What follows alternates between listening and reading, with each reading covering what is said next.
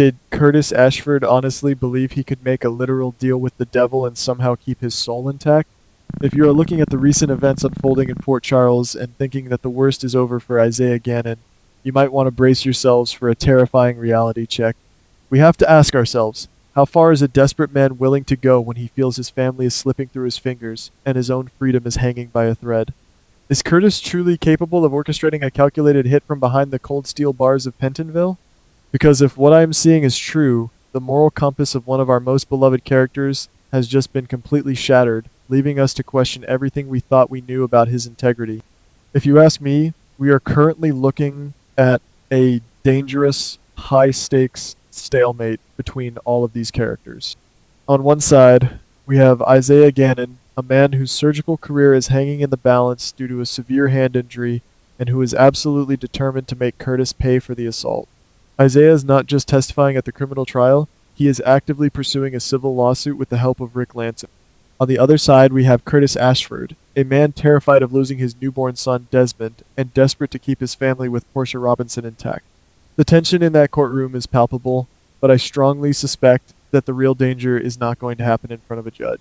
The true nightmare is going to unfold in the dark alleys of Port Charles, where a brand new, unforeseen threat is waiting to strike. I am guessing that Isaiah is about to face a level of danger that he could never have anticipated. After everything that has happened with Curtis, it looks like Isaiah might suddenly become the prime target of a mysterious man in a black cloak. This phantom figure will likely not reveal his identity, appearing at the most terrifying moments and vanishing into the shadows before Isaiah can even figure out who is hunting him. This kind of psychological warfare is designed to break a person down, making them look over their shoulder every single second of the day. You have to wonder, guys, who has the resources and the sheer malice to orchestrate such a sinister stalking campaign against a doctor who is already dealing with so much trauma? My investigative instincts are screaming that the person pulling the strings of this cloaked assassin is none other than Jen Sidwell. Yes, Sidwell is currently in police custody and likely heading straight to Pentonville, but if you think a few metal bars can stop a global criminal mastermind, you are vastly underestimating him. Sidwell has always operated with a massive network of mercenaries and henchmen. It implies that even while locked up, he can easily maintain his grip on the outside world. The man in the black cloak could very well be a secret assassin hired by Sidwell to eliminate Isaiah. But why would Sidwell care about Isaiah Gannon? This is where the theory takes a deeply disturbing turn, and it involves a psychological motive that changes the entire landscape of this storyline. Could it be that the person who actually ordered the hit on Isaiah is Curtis Ashford himself? If Curtis is convicted and sent to Pentonville for his crimes, he is going to find himself in a completely hopeless situation. Stripped of his freedom, his badge, his club, and his family, Curtis will be drowning in despair. And who better to exploit a desperate man than Jen Sidwell? I suspect that Curtis and Sidwell might end up as cellmates or placed in the same prison block. Initially, these two men would have zero reason to trust each other.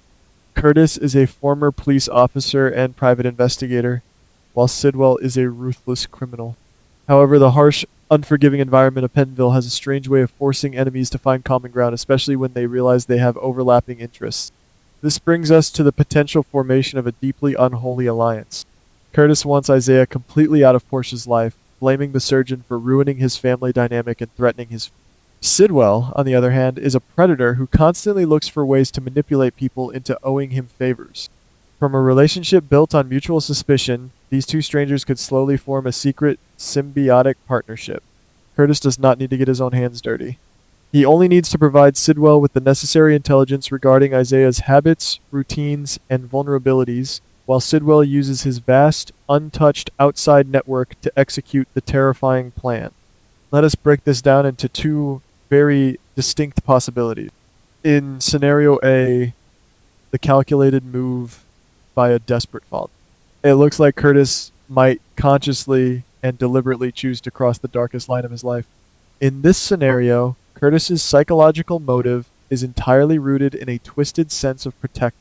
He might convince himself that by eliminating Isaiah, he is saving Portia from a manipulative presence and securing his own place as the undisputed patriarch of the Ashford family. Curtis would feed Sidwell the information, authorizing the cloaked figure to terrorize and potentially eliminate Isaiah. This implies that Curtis is fully aware of the monster he is unleashing, accepting the shattered trust that would inevitably follow if Portia ever found out. It It would be a chilling transformation of a man who once stood for justice, now using a criminal warlord to do his bloody bidding. But then we have to consider the alternative. Could it be that in scenario B, Sidwell's ulterior motive is the true driving force? In this version of events, Sidwell is playing a much longer, far more sinister game. Sidwell might recognize the immense value of having a former cop like Curtis in his pocket. Instead of Curtis coming to Sidwell, it looks like Sidwell might slowly poison Curtis's mind, feeding his anger and paranoia about Isaiah and Portia. Sidwell could orchestrate the cloaked figure's attacks without Curtis's explicit permission, using the situation to frame Curtis or force him into a corner where he has no choice but to rely on Sidwell for protection. The unforeseen fallout here is that Curtis becomes an unwitting pawn in Sidwell's grand scheme to regain power in Port Charles, trapped in a web of violence that he never actually wanted to initiate. Whichever scenario plays out, the terrifying reality is that Sidwell is proving that being incarcerated does not equate to losing power. He still has loyal soldiers waiting for his commands, ready to execute highly dangerous missions in the dead of night. The cloaked figure is merely an extension of Sidwell's reach, a physical manifestation of the corruption that is slowly infecting Curtis Ashford's soul. You really have to wonder how Portia is going to react when the man she loves, the father of her newborn child, is secretly consorting with the very criminal who recently brought so much chaos and destruction to their city. If Isaiah manages to survive this initial wave of cloaked attacks, you know he is not going to just sit back and become a victim. Isaiah is highly intelligent and deeply resilient. I anticipate that he will begin his own private investigation into the stalker, trying to unmask the man in the black cloak. As he digs deeper, following the digital footprints in the money trail, he is going to uncover a horrifying truth. He will realize that the imminent threat against his life is not coming from a random enemy on the streets of Port Charles, but is being meticulously directed from inside the heavily guarded walls of Pentonville. This revelation would set the stage for an epic psychological confrontation between Isaiah on the outside and Curtis on the inside. Isaiah would suddenly hold the ultimate leverage. He would possess the knowledge that the man Portia is tirelessly defending is actually a criminal mastermind by proxy. The shattered trust between Curtis and Portia would be absolute and unrepairable if Isaiah were to expose this dark alliance. Curtis might genuinely believe that he is protecting his family by neutralizing the threat he perceives in Isaiah, but by aligning himself with a monster like Jen Sidwell, Curtis is crossing a moral boundary from which there is absolutely no return. If you ask me, the writers are setting us up for a tragic fall from grace. Curtis Ashford is walking blindly into a trap of his own making, blinded by jealousy, fear, and the agonizing prospect of losing his son. The psychological warfare that Sidwell is waging, both on Isaiah through the cloaked figure and on Curtis through his manipulative whispers in the prison yard, is a masterclass in soap opera villainy. It is a terrifying thought that the real danger to the Ashford family is no longer an external force, but the darkness growing inside Curtis himself. Ultimately, I highly doubt this is going to end well for anyone involved. Will Curtis realize the massive mistake he has made before the cloaked figure deals a fatal blow to Isaiah? Or will Sidwell's ulterior motive completely consume Curtis, turning him into the very thing he spent his entire career fighting against? I am not entirely sure if Curtis can ever come back from this, guys. The unforeseen fallout of this prison alliance is going to ripple through Port Charles for years to come, and I, for one, am terrified to see who gets caught in the crossfire.